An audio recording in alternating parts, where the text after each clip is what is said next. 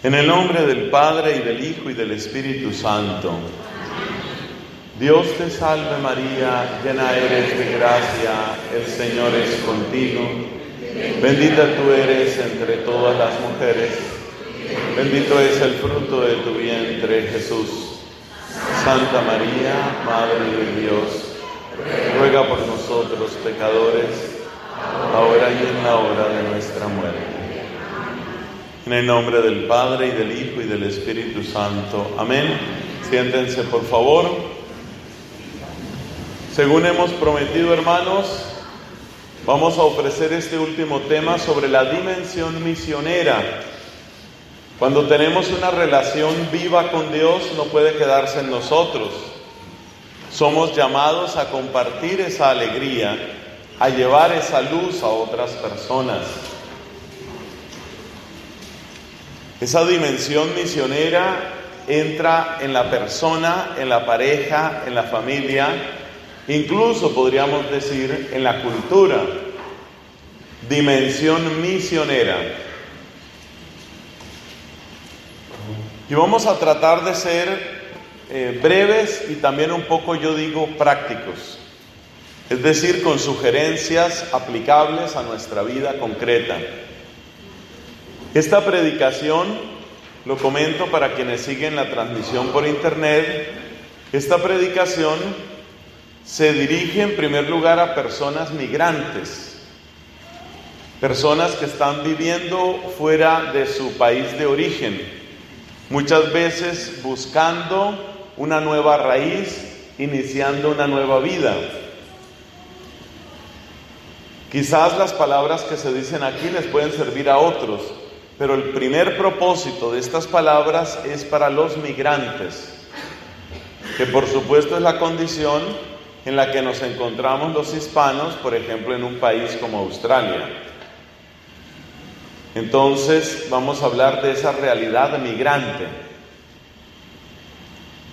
Migrar significa moverse, pero no cualquier movimiento, sino ese movimiento que nos obliga a dejar nuestra tierra, a dejar nuestras costumbres hasta un cierto punto,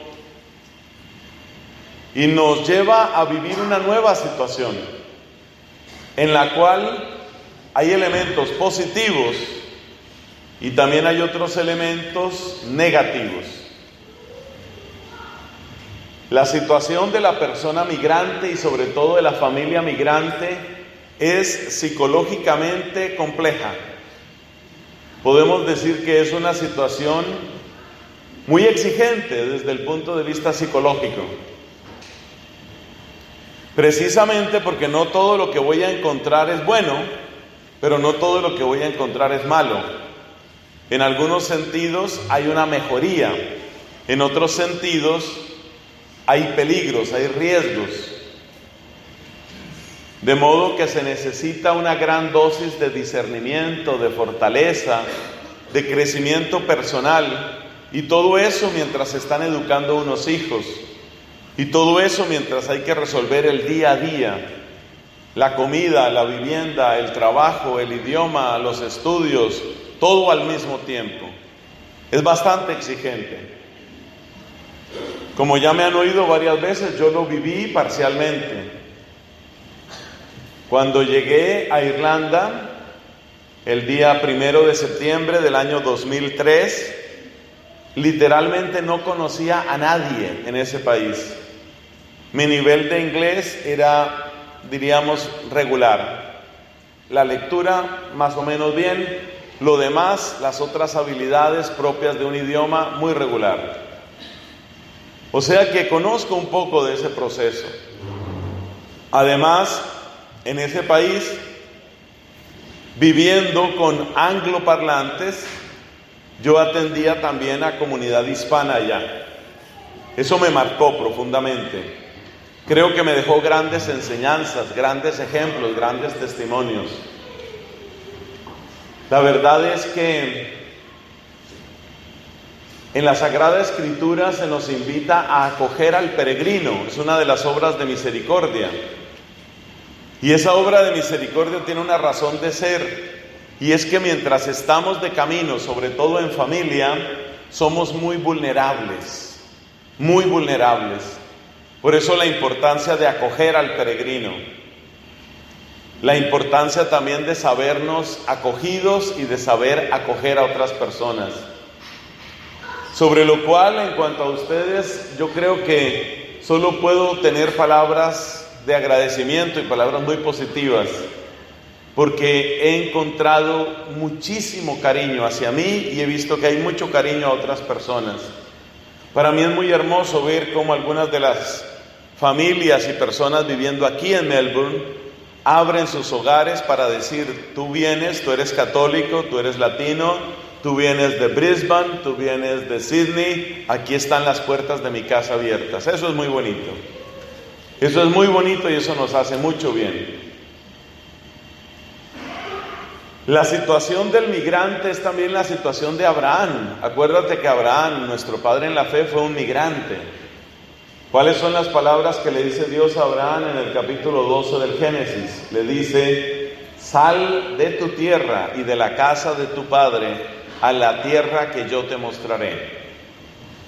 Eso quiere decir que, aunque no todos sobre este planeta son o somos migrantes, hay algo que nos unifica a todos, y es que sea que salgamos o no geográficamente de una tierra, nuestra fe siempre será camino, siempre será peregrinación. Eso quiere decir que ustedes, queridos amigos, en su inmensa mayoría migrantes, ustedes, queridos amigos, tienen un gran patrono y un padre muy cercano en la fe, en la persona de Abraham. Sientan ustedes que las dificultades que ustedes experimentan son dificultades que han padecido muchas otras personas a lo largo de los siglos, y sientan que detrás de todos ellos, hace mucho tiempo, hace casi 4,000 años, esa es la cifra, un poco menos de 4,000 años, un hombre llamado Abraham empezó a vivir. La fe es migración, la fe es peregrinación. De hecho, la historia de Abraham nos muestra lo difícil que puede ser para un ser humano con su familia moverse. La historia de Abraham, que empieza en el capítulo 12 del Génesis, y yo les recomiendo a todos que la lean por estos días. Aprovechen una lectura bíblica profunda de esa historia de Abraham. La historia de Abraham, repito, nos muestra muchas de las cosas que vive una familia migrante. Les recuerdo algunas de las historias que le pasaron a Abraham. Disputas de familia. Abraham estaba avanzando en su camino junto con un sobrino que se llamaba Lot. Y entre ellos surgieron disputas. Es decir, esa es parte de la historia. La próxima vez que tengas dificultades con tu familia, momentos tensos, no te desesperes, por favor, no te pongas tan nervioso. Una parte del camino es eso, que no es fácil y que nos tensionamos todos, nos ponemos un poco nerviosos. A Abraham le pasó con Lot, hasta el punto de que tuvieron que separarse. Llegó el momento en el que Abraham le dijo a Lot: mira, no vamos a pelear más. Si tú tomas a la derecha, yo tomo hacia la izquierda. Si tú prefieres la izquierda, yo tomo la derecha, pero nos tocó separarnos. O sea que son situaciones que se presentan desde antiguo. Lo cuento aquí, ¿por qué? Para que no nos pongamos tan nerviosos cuando en un momento dado hay tensiones dentro de la familia, dentro de la cultura, dentro de lo que a veces llamamos la colonia. Personas que vienen del mismo país, personas que vienen de una misma cultura y a veces ya no se entienden tanto en la nueva situación. No te pongas tan nervioso. Hay que saber llevar esas dificultades con cierta sabiduría. Otra cosa que le pasó a Abraham. Abraham experimentó amenazas de muerte porque en un momento dado tuvo que pasar por Egipto. Y entonces resulta que Egipto era un lugar muy peligroso en aquella época, y él temía que si él decía que Sara era su esposa, él temía que lo iban a matar a él, porque había historias espantosas de personas que habían llegado con su esposa, hombres que llegaban con su esposa a Egipto, y entonces para quitarles la esposa, pues solucionaban la cosa de modo brutal, matando al hombre, matando al esposo. O sea que Abraham conoció el miedo de me van a matar, el miedo de no tengo quien me defienda. Ese miedo lo conoció Abraham. Allá en Egipto, Abraham dijo una pequeña mentira, que la Biblia en parte se la justifica. Abraham no dijo que era la esposa, dijo que era una hermana. Pero acuérdese que esa hermana en esa lengua también significa pariente, y la verdad es que ellos eran parientes, eran algo así como primos segundos, una cosa así. Entonces Abraham sintió, esta gente me va a matar, yo mejor no digo que es la esposa. ¿Y esa quién es? Mi hermana. Él dijo, pues, si sucede lo peor, o sea, si me la van a quitar, por lo menos no me matan a mí.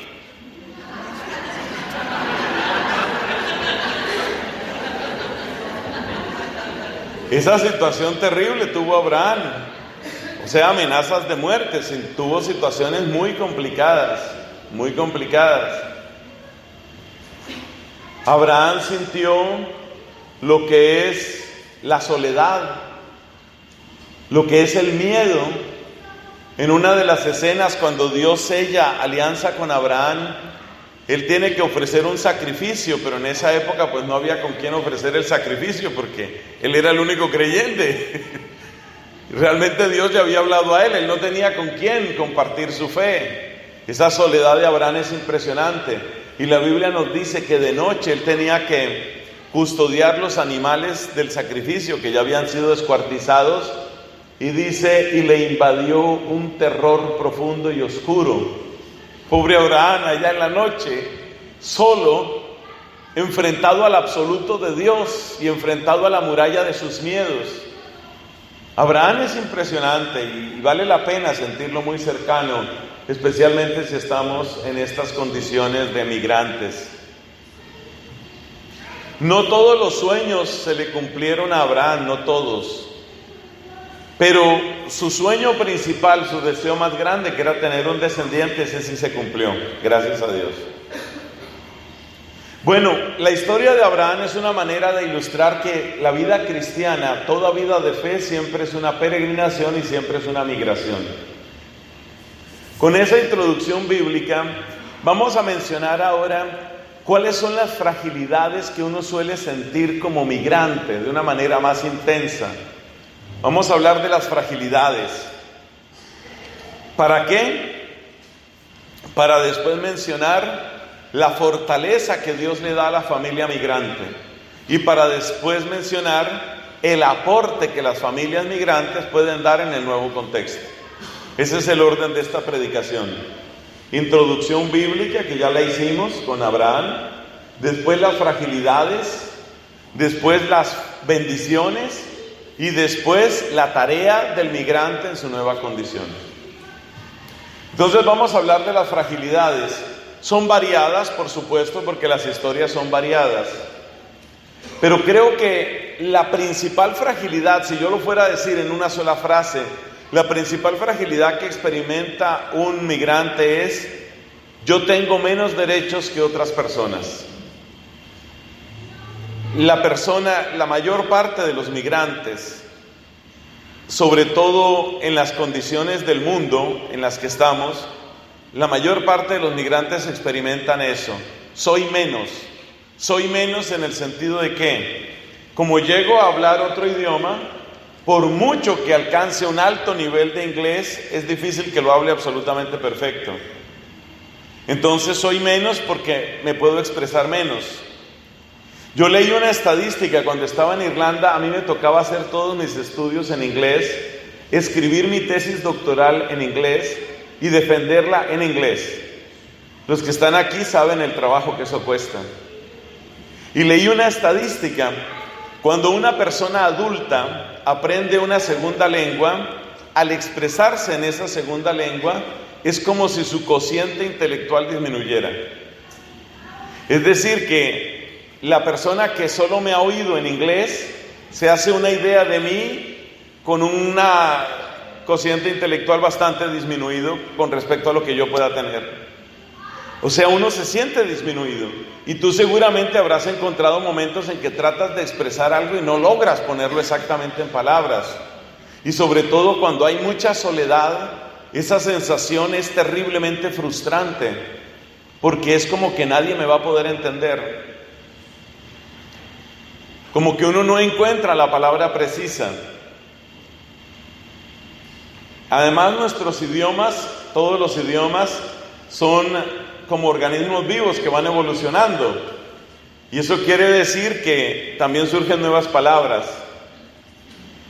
Y palabras que uno más o menos maneja en su lengua, ¿cómo la traduces a otra?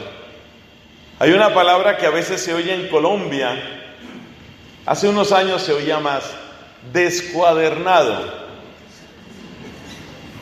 ¿Encuadernar qué es? Encuadernar es poner dentro de cubiertas sólidas una publicación, como darle solidez, ¿no? Con una pasta. Tiene una portada, una contraportada, eso es encuadernar. Y sentirse uno descuadernado es como sentirse descuadernado. Sentirse uno descuadernado es como sentir que está roto, pero de una manera vital, como desordenado profundamente. Bueno, ahora trata de decir eso en inglés. Trata de decirlo en francés. Trata de decirlo, sobre todo, que debe ser muy fácil, en polaco. Trata. ¿Cómo se dice descuadernado en polaco? Entonces, uno se siente disminuido, uno siente que puede expresarse menos, uno siente que no le sale todo lo bueno que uno quisiera hacer, lo bueno que uno quisiera dar. Entonces ya en el idioma te sientes disminuido. Muchas personas llegan a una nueva situación y traen unos títulos. Entonces la persona traía un título universitario y traía una maestría. Llega aquí y lo primero que le dicen es: tus títulos no valen. Entonces mis títulos no valen. Entonces, ¿qué tengo que hacer? Bueno, tendrías que hacer, vamos a estudiar tu caso. Tú ya estudiaste toda tu medicina, hiciste toda tu carrera de medicina. Aquí, por 4 años que estudies, te validamos tu medicina. Entonces la persona se siente retrocedida, se siente disminuida. Y el argumento del país que te recibe, por más acogedor que sea, el argumento siempre es: aquí las cosas son así. Es decir, no vamos a cambiar por ti. Ahora, hay que entender que eso es lógico. Ellos no podrían estar admitiendo títulos de medicina de cualquier parte que la gente llegue. Pero es muy frustrante para una persona que ya tiene una carrera, que ya la ha ejercido. Alguien dice: yo era profesor universitario, yo daba materias de física avanzada en una universidad, yo soy ingeniero de profesión, tengo una maestría. Llego aquí y resulta que nada de eso vale.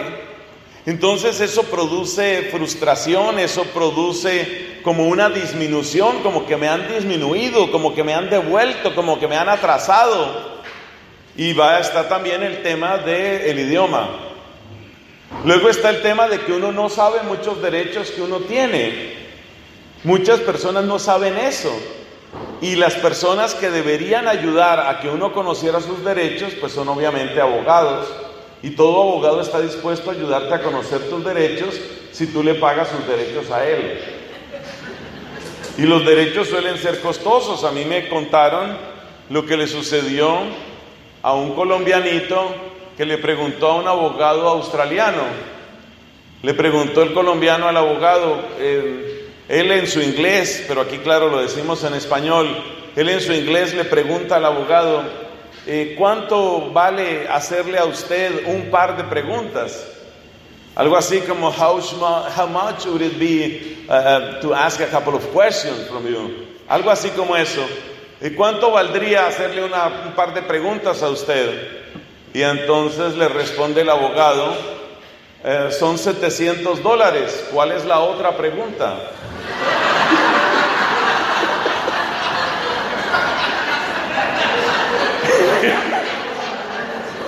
Entonces, claro, si tienes un trabajo en el que ya ganas menos, porque no vale tu título, donde te expresas menos, pero tienes el problema del idioma y donde todo te lo cobran de esa manera, eso te hace sentir frágil.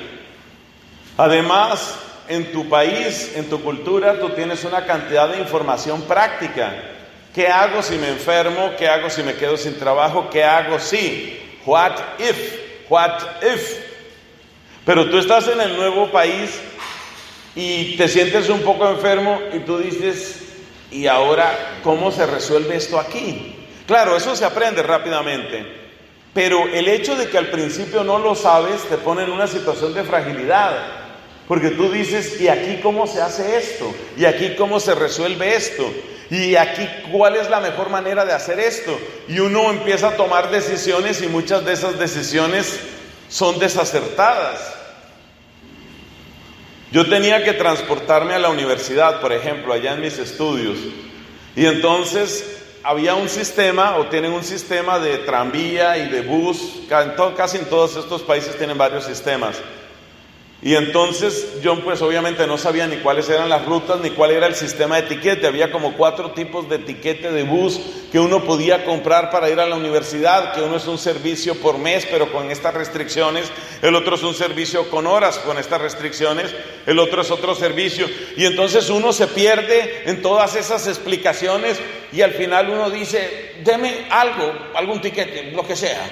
Ya uno termina comprando mal. Y entonces luego uno se siente bruto y se siente un poco torpe y dice, compré lo que no era, esto no era lo que me servía, este producto resulta que me dijeron que era alemán, pero por dentro lo único que dice es ping pong ching hui, y entonces y uno se siente tonto y uno se siente disminuido. Y por eso repito, la gran fragilidad que uno siente es esa, estoy disminuido. O como dirían en inglés, this is not the best version of myself. No, esta no es mi mejor versión. Lo que ustedes están conociendo no es mi mejor versión. Porque mi mejor versión, ¿dónde florecía? Pues florecía en San Salvador, florecía en San Pedro de Sula, florecía en Quito, florecía en Caracas. Esa era mi mejor versión. Pero lo que ustedes ven aquí es, bueno, lo que pudo llegar aquí. Entonces, muchas veces la persona se siente disminuida. Eso va cambiando con el tiempo. Con el tiempo vas aprendiendo cosas, vas viendo los aspectos positivos del país.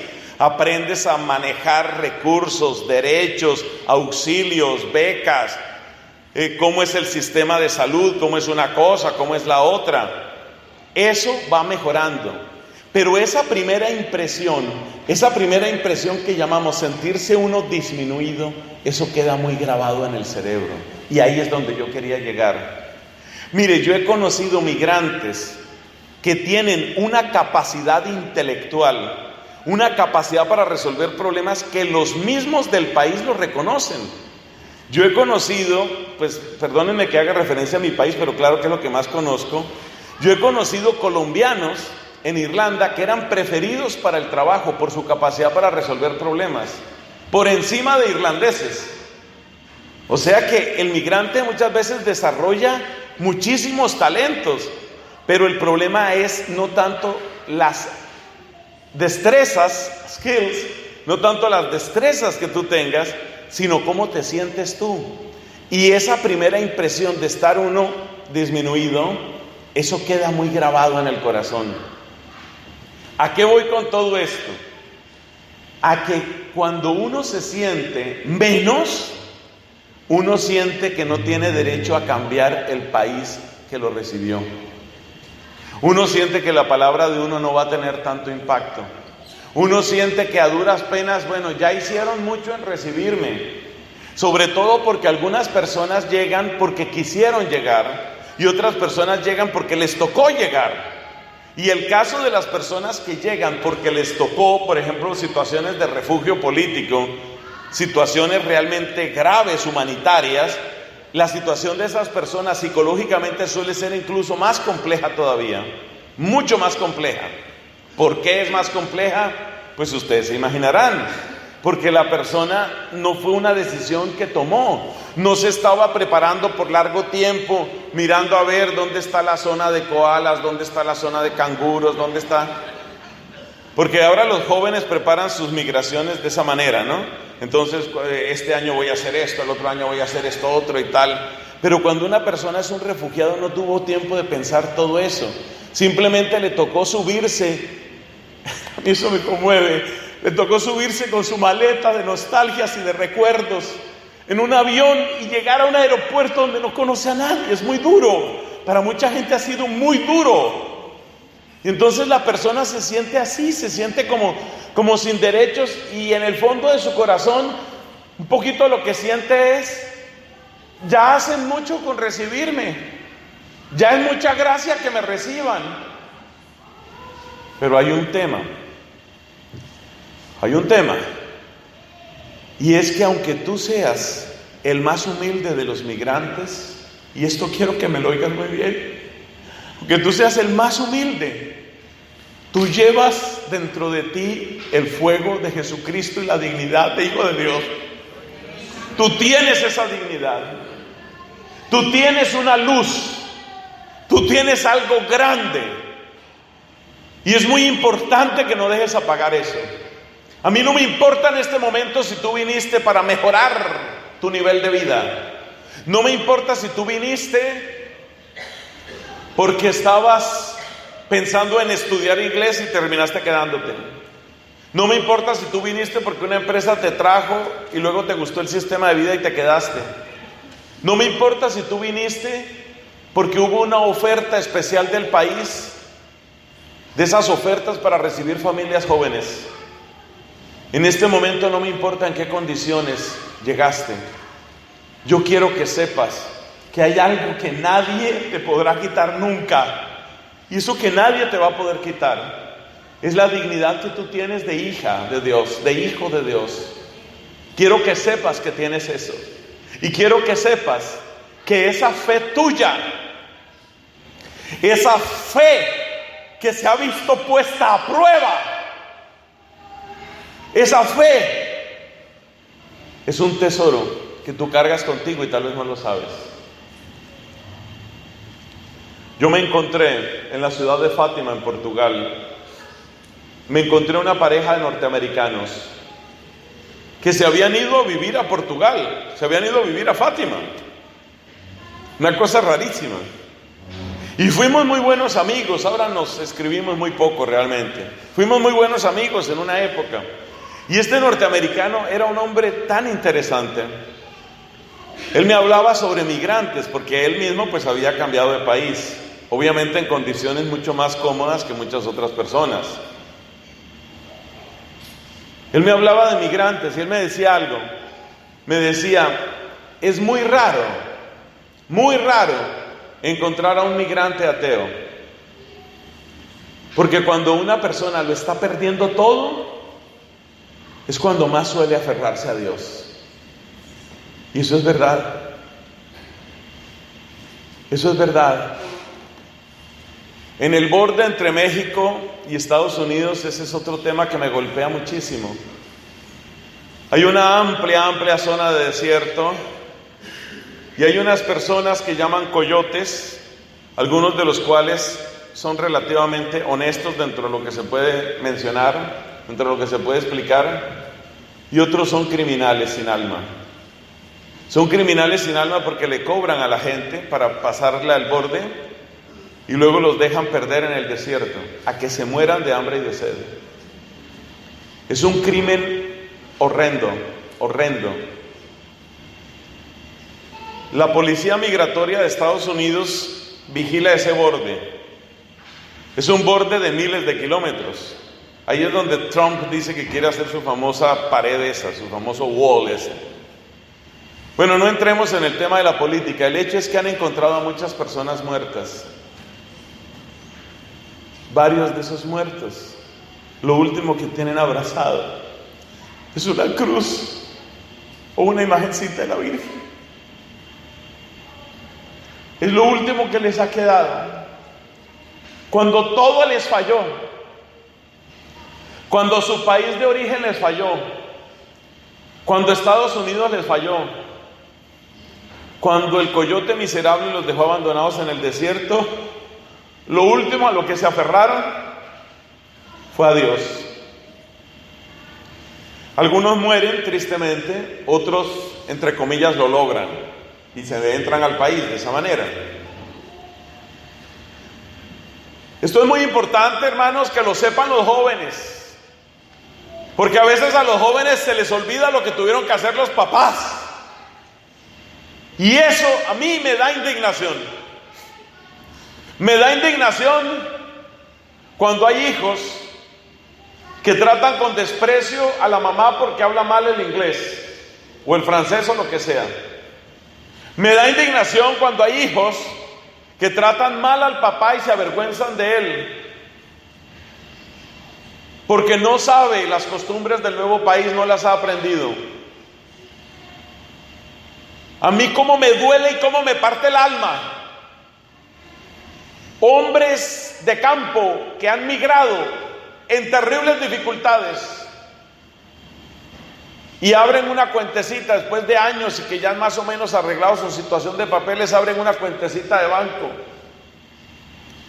y el banco les da una tarjeta y la persona tiene la tarjeta y pasea la tarjeta y carga la tarjeta y no sabe cómo usar la tarjeta, y eso les da vergüenza a los hijos, que su papá, que tiene las manos encallecidas, su papá que arriesgó la vida para poder pasar un borde, su papá es torpe para el inglés y no sabe manejar una tarjeta en un cajero. Y me duele y me parece un pecado gravísimo que esos hijos maltraten al papá. Papá, ya te he explicado varias veces, mira, metes ahí y ahora escribe el PIN. Y el papá se le queda mirando al hijo como diciendo, ¿y qué es el PIN?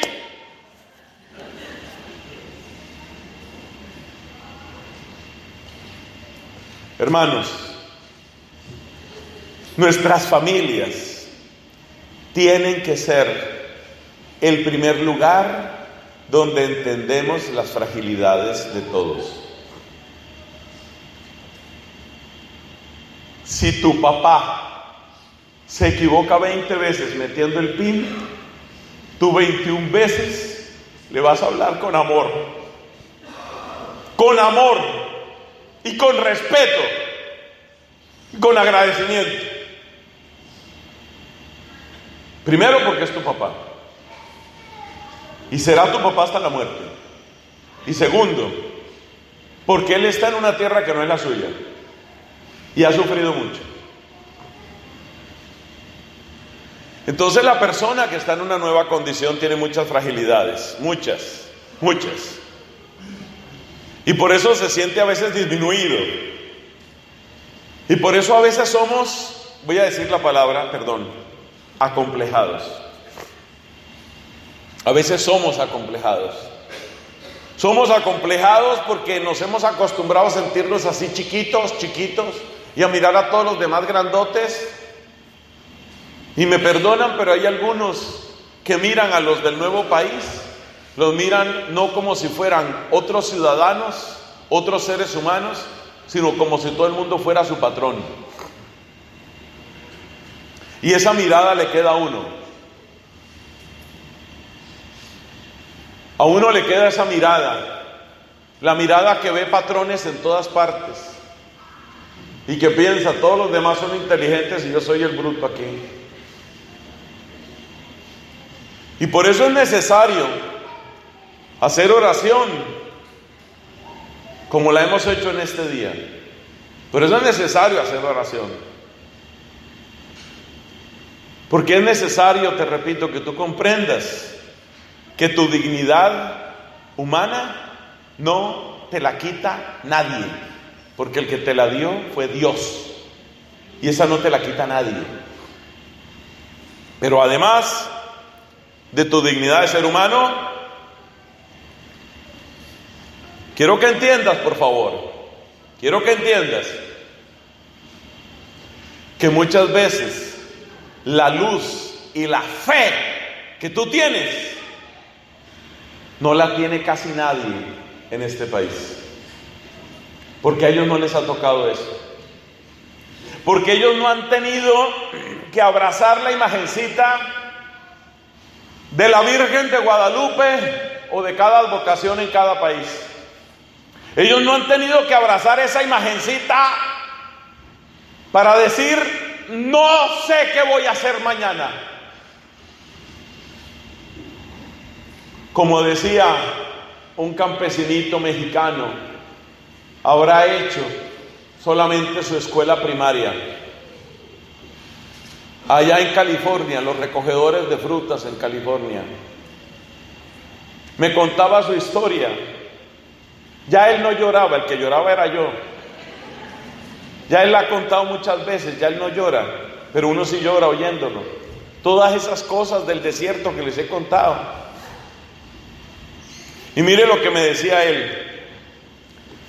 Me decía él de esos días terribles entre el miedo de si me van a deportar, el miedo de si me van a maltratar, el miedo de si podré traer a mi esposa, el miedo de si voy a conseguir trabajo, el miedo de qué pasa si me enfermo. En medio de todos esos miedos, este hombre agarrado de su Virgen de Guadalupe, que yo la quiero también como si yo fuera mexicano, yo la quiero muchísimo.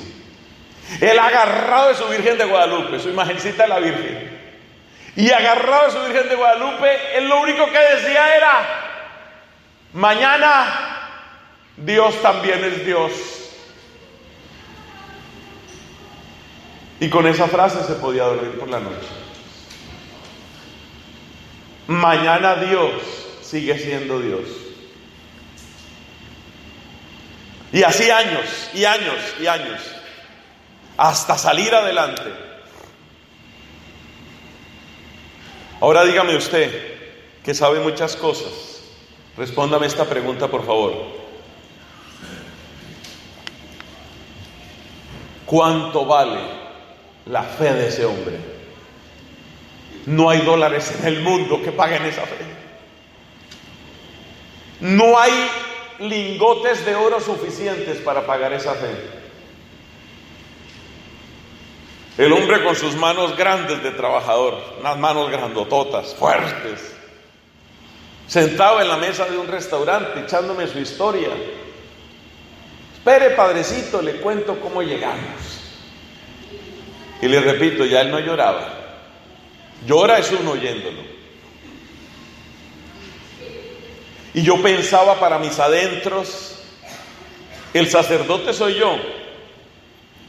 Pero la fe de este hombre, la fe de este hombre, es para quitarse el sombrero, como se dice. Es para arrodillarse uno, besarle sus manos grandes y encallecidas y decirle, bendígame usted. Bendígame usted, por favor, porque eso es mucha, mucha fe. Eso sí es mucha fe. Mucha fe. Es una fe muy grande. Y ahí pasamos a la segunda parte. La segunda parte es las bendiciones. Es verdad que no hablas ruso perfecto, árabe perfecto o inglés perfecto. Es verdad. Pero no te dejes acomplejar. Por favor, no te dejes acomplejar. No te dejes acomplejar. Tú llevas otros tesoros. Es muy bonito hablar un inglés perfecto, que más quisiera uno. Es muy bonito. Y tener uno su residencia permanente, tener uno su ciudadanía, todo eso es muy bonito. Esos son logros y triunfos. Bien. Pero yo te estoy hablando de otros tesoros. Y tú sabes que te estoy hablando de otros tesoros. Y te digo una cosita. Esos otros tesoros, no solamente tienes que agradecerlos, sino que hay que compartirlos. Tú tienes otros tesoros. En varias de las misiones que he hecho, sobre todo en Estados Unidos, porque aquí a Australia pues no me habían querido invitar. En otras de las misiones que he hecho en Estados Unidos, En varias parroquias me he encontrado que hacemos encuentros así de hispanos. Y aparecen 1, 2, 3 muchachos o chicas norteamericanas. Entonces, animado por el tema de que uno se va volviendo quizás un poquito más sociable, una vez le hablé a uno de esos muchachos y le dije, eso me pasó en Luisiana, y le dije, ¿tú hablas español? Un poquito. Pero sí entendía mucho. Entonces le entra a uno curiosidad. Yo decía, ¿este qué? ¿Este es un espía del obispo? O sea, ¿por qué este hombre está aquí? ¿Por qué este hombre está aquí? Porque yo me daba cuenta que él no tenía novia latina, que a veces van por eso, porque tienen una novia, qué sé yo, ecuatoriana, boliviana, lo que sea. No tenía novia latina. ¿Por qué está este hombre aquí? No tiene parientes, no se le ve que sea demasiado amigo de nadie. ¿Por qué está? Entonces me explica, así en su lenguaje, un poquito más inglés que español, me explica que le gusta muchísimo el ambiente latino. Y me dice, me gusta que ríen, que cantan y que se aman. Y mucha gente lo dice. Hay calor de familia, hay calor de abrazo. La persona latina en general no le pone tantos problemas a abrazar. En casi todos los mundos anglosajones, el tema de los abrazos es delicado. Uno tiene que mirar 4 veces los ojos de la gente a ver si lo toco, no lo toco, le doy la mano, le doy el abrazo, ¿qué hago?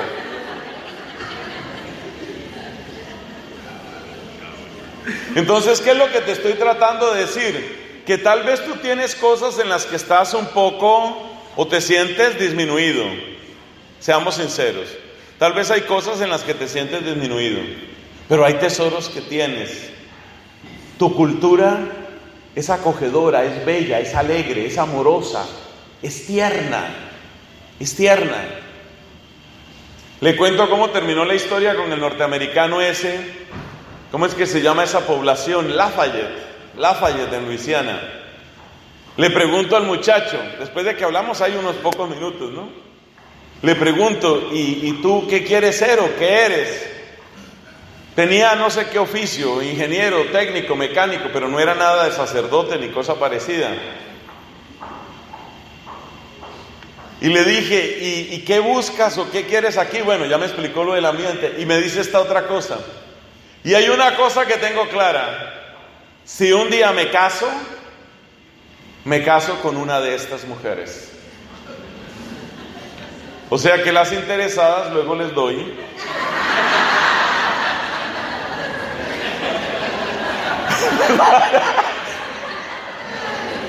Les doy el correíto electrónico, el WhatsApp del muchacho.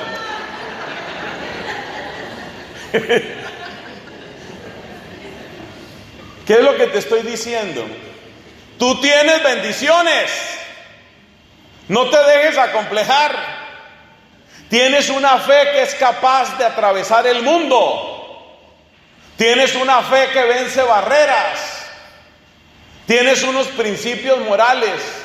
Tienes una religión que no fue creada hace 5 años. Tienes calidez, amor, ternura.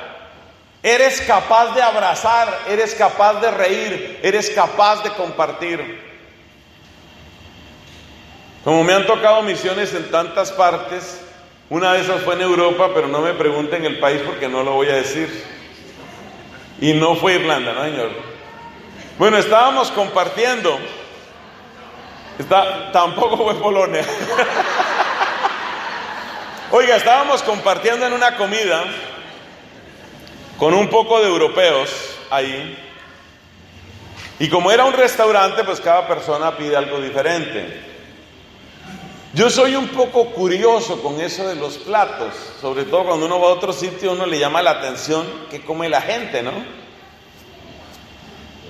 Y entonces uno de los organizadores europeo, se había servido en su plato una cosa que parecía como muy rica, una especie de carne con su salsa y todo. Yo me había servido otra cosa.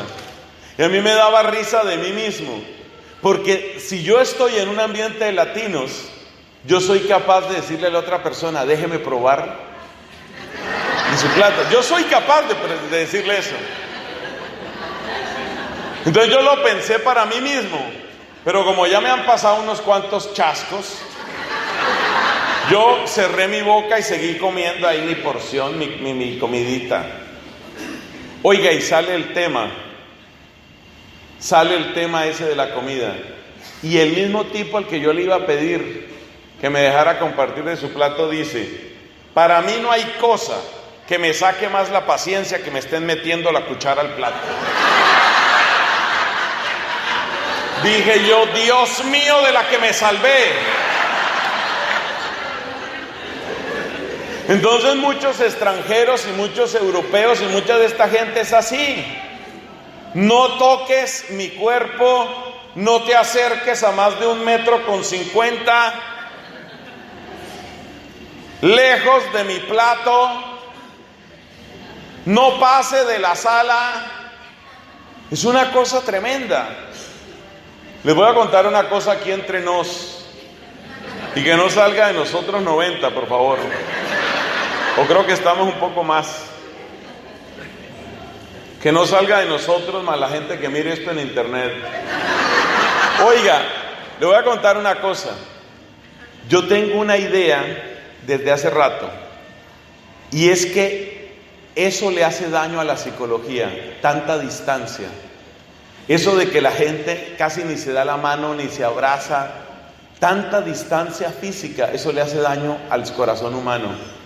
Y yo creo que por eso después se inventan esos deportes donde tienen que refregarse el uno con el otro.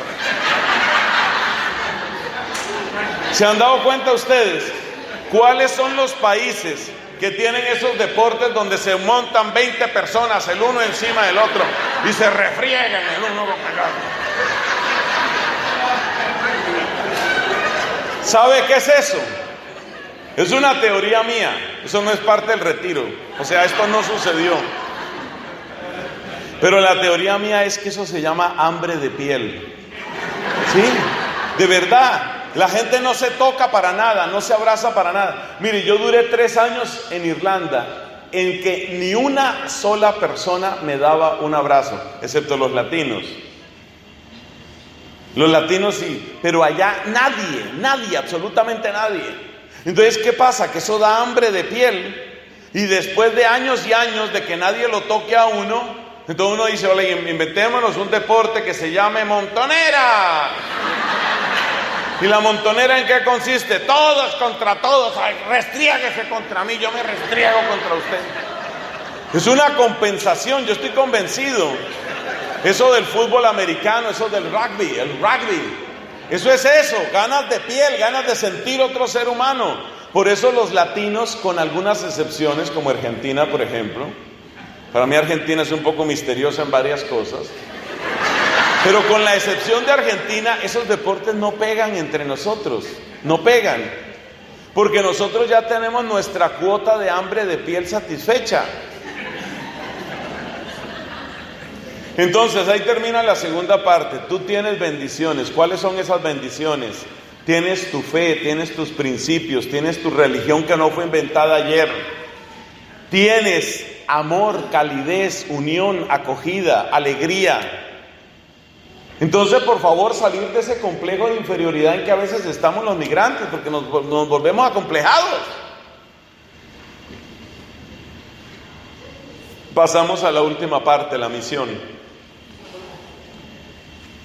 Es verdad que tenemos fragilidades. En algunos países llaman a eso handicaps. Es verdad que tenemos algunas de fragilidades y cosas que nos disminuyen. Pero también es verdad que tenemos bendiciones y unciones preciosas. Eso también es verdad. Y es verdad que tenemos esas bendiciones no solo para nosotros. O sea que aunque te parezca increíble, no estaba en tus planes, Cuando llegaste a Australia, como refugiado, como estudiante, como profesional, no estaba en tus planes, seguramente, no estaba. Pero te cuento una noticia. Tienes un título más que no te habías imaginado: misionero. Y yo quiero que nosotros salgamos de este retiro, y esta es la última predicación, después tendremos la Santa Misa. Quiero que salgamos de este retiro con esa gran convicción en nuestra cabeza: yo soy misionero. ¿Misionero de qué? Misionero de Cristo, misionero de su Santa Iglesia, misionero de un modelo de humanidad que tiene sus riquezas y que no hay que dejar perder. Con esto les estoy diciendo a todos, pero ustedes saben que yo siempre le hablo más a los jóvenes, a todos, pero especialmente a los jóvenes: muchachos, muchachas queridas, no se disuelvan, no se disuelvan, no pierdan su esencia latina, no la pierdan. Por eso me parece tan peligroso cuando empiezan a perder el idioma, porque por ahí se empieza. No se disuelvan, no se disuelvan. ¿A qué llamo yo disolverse? Creo que la metáfora se entiende. A que llegan y entonces, como si no vinieran de ningún país, como si no vinieran de ninguna parte, y su única obsesión es: necesito mimetizarme en este nuevo ambiente. Siéntete feliz. Siéntete feliz del color de tu piel. Siéntete feliz del color de tu cabello. Siéntete feliz del color de tus ojos. Pero lo que es más importante, siéntete feliz de lo que llevas adentro. Hazlo valer. Por supuesto, con todo lo que hemos hablado en este retiro, sin arrogancia. Porque no hay nada más fastidioso que un recién llegado que además de todo es vanidoso, pedante, arrogante. Sin arrogancia. Pero tú tienes tesoros grandes en tu cultura, en tu expresión, en tu idioma. A mí no se me olvida que uno de los polacos más ilustres del siglo XX, San Juan Pablo II, no se me olvida la razón por la que él aprendió español. Ustedes la saben, algunos no la saben. Él supo que uno de los más grandes místicos de la Iglesia Católica se llamaba San Juan de la Cruz, de la familia carmelitana, siglo XVI, San Juan de la Cruz, poeta místico como poco sabido en esta tierra. Y la verdad es que las alturas místicas de Santa Teresa de Jesús, la carmelita, y San Juan de la Cruz, el carmelita, las alturas místicas de ellos, uy, Dios mío, realmente esos se llaman grandes ligas. Esa gente realmente es de una altura, de una belleza magnífica, magnífica. Entonces, siendo todavía joven, Juan Pablo II conoció esos autores y leyó primero traducciones de Juan de la Cruz, y un día se hizo una pregunta: ¿y esto cómo suena en español? Y fue por San Juan de la Cruz, por leer a San Juan de la Cruz en su lengua original. Y eso lo han dicho varios. Han dicho, por ejemplo, el inglés es para dar órdenes. Stand up. Sit down.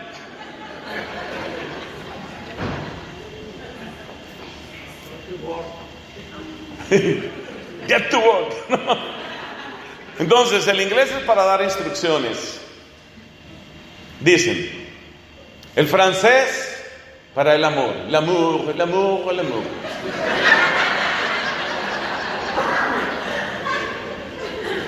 El italiano para discutir. ¡Ma qué cosa!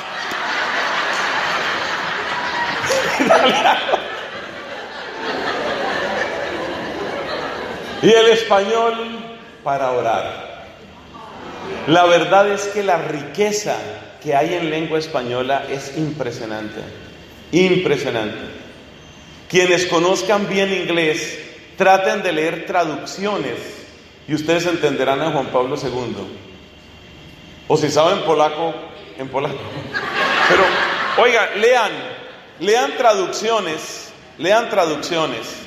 de oraciones en español como estos grandes autores. Traten de leer eso en otro idioma y ustedes se darán cuenta que de verdad nuestra lengua es preciosa, riquísima. Entonces la consigna, ¿cuál es? No disolverse. No te disuelvas. No te disuelvas. Si hay algunos que hacen su parade, su pride parade, por razón de su orientación sexual, nosotros sí que tendríamos una razón para hacer un parade. Pero yo no diría pride, es que no me gusta tanto ese lenguaje. Más bien todo lo que tenemos para dar. Tú tienes mucho para dar, desde tu cultura, desde tu raíz, tienes mucho para dar. Pero por supuesto lo que más nos interesa aquí es lo que tú puedes dar desde tu fe. Desde tu fe. Eso es lo que más me interesa, lo que tú puedes dar. Y es importante que tú sepas que no te vas a disolver. Y cuando estés con tus compañeros de universidad, muchos de ellos tan simpáticos, tan bonitos, tan ricos, tan adinerados, sus conversaciones muchas veces tan profundas que tienen, ¿no? Esas conversaciones profundas que tienen. Mi papá compró otro yate. Ah, otro más. Oh, vaya. Cuando ellos tengan sus conversaciones tan profundas, que a ti no se te olvide, que tú tienes algo también para dar. Tú tienes algo para dar. Dicho de otra manera, no te dejes deslumbrar tan fácilmente. No te dejes deslumbrar tan fácilmente. Les hablé del campesino aquel en California. Lo que más le admiré a ese señor, lo primero fue la fe, pero lo que más le admiré es que él hablaba sin resentimiento social. Claro, como él había estado ilegal tanto tiempo, ustedes saben que a los ilegales siempre les pagan mal, siempre mal. Se aprovechan, es una explotación. Entonces, la explotación de los ilegales, pero él hablaba sin ningún resentimiento. Y él recordaba sus épocas de ilegal, ya tiene ciudadanía, ya tiene todo. Él recordaba sus épocas de ilegal. Y mira este razonamiento de un campesino con primaria, salido de un ranchito por allá en México. Mira este razonamiento para que tú veas la sabiduría de nuestra gente. Dice él, recordando ese tiempo. Y el jefe que yo tenía, padre, le cuento, el jefe que yo tenía, a veces me trataba como si yo no fuera nada. Y yo nada más pensaba, pero yo tengo la Eucaristía y él no la tiene. Oiga eso. El jefe de él había sido protestante, ya en la práctica era ateo, no iba a nada. Y este hombre sentía, yo tengo a Jesús, yo tengo la Eucaristía. Yo el domingo voy a la Eucaristía y este no tiene nada. Y en eso fundamentaba él su dignidad. ¿Y usted sabe por qué fui a dar yo al pueblo de él, allá en California? Porque este señor, con sus manos grandotas de campesino y con su escuela primaria, descubrió que la necesidad principal en ese pueblo era hacer un congreso eucarístico. Un hombre que no tiene sino escuela primaria, que está en un país extranjero, que no tiene millones de dólares, y se pone a convencer a otras personas, vamos a vender unos tamalitos, y vamos a hacer unas enchiladas, y vamos a no sé cuántas cosas, a reunir la platica para traer al Padre. Y así hicieron el congreso eucarístico allá. Un tipo sin complejos. Él no fue que se empezó a disminuir, ay, me tratan como si yo no fuera nada, entonces me voy a hundir. No, un momentico. Yo tengo a Jesús. Y para darle gracias a Jesús, que fue el que lo sostuvo, organizó un congreso eucarístico. 400 personas en un pueblito perdido de California por la obra de un campesino agradecido con Jesús. Dígame si eso no es fe. Dígame si eso no es valor, dígame si eso no es fuerza. Entonces nada más de complejos, nada más de disolverse. Tú tienes mucho que dar. Y si es verdad que hechas todas las sumas y restas, debemos estar siempre muy agradecidos con los países que nos reciben, como Australia en este momento. Si es verdad que tenemos que estar agradecidos con Australia, también es verdad que tenemos una deuda con Australia. Y esa deuda no es deuda de impuestos, es deuda de darle alma a este país que se está quedando sin alma. Y eso ellos no lo pueden resolver solos. Para eso se necesita gente que tenga fe viva y que no se deje disolver. Gloria al Padre, al Hijo y al Espíritu Santo.